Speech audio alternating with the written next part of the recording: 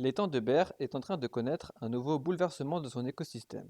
En cause, une modification des paramètres de l'eau, comme la température ou la salinité, et la colonisation d'espèces dites invasives. Ulysse est pêcheur. Il travaille sur le littoral de l'étang, autour de Saint-Chamas et de Berre-l'Étang.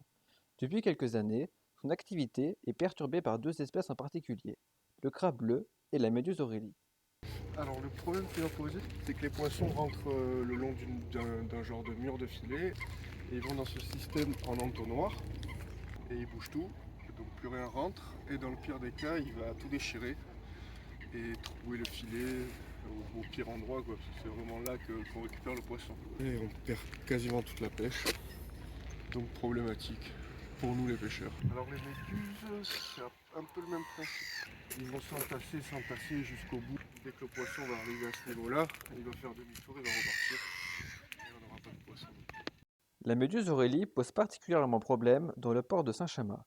D'après les récents témoignages, ce port de pêche était littéralement rempli de méduses, contraignant ainsi les déplacements des bateaux de plaisance. Alors Aurélia, elle, c'est pas une espèce exotique, c'est une espèce qui a toute sa place dans l'étang de Berre et qui a toujours eu. Seulement, voilà, cette année, il y a eu une effervescence de méduses.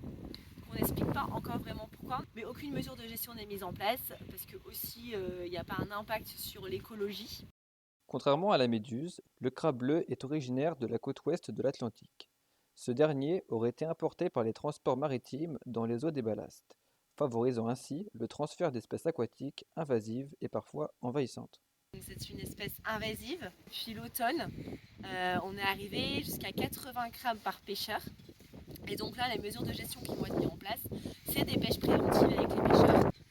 Et l'autre mesure de gestion qui va être mise en place, c'est trouver une filière de valorisation pour ce crabe, parce que c'est un crabe qui se mange. La présence d'une espèce invasive et les changements climatiques peuvent entraîner la disparition d'une espèce animale ou végétale dans une région. Néanmoins, des associations existent pour tenter de réintroduire ces espèces, à l'image de Wivi pour la planète, une association qui a initié le projet Zoro. Alors le but du projet globalement c'est de réintroduire la zoster marine dans l'étang de Berre. Donc c'est une plante qui était très fréquente mais qui a disparu il y a 50 ans à peu près. On est allé à Port-Saint-Louis à du Rhône chercher des boutures arrachées naturellement. Puis on les a disséminées sur cette côte rocheuse. Elles pourront coloniser les fonds meubles, hein, sableux ou vaseux. La surveillance de l'état écologique de l'étang de Berre est primordiale.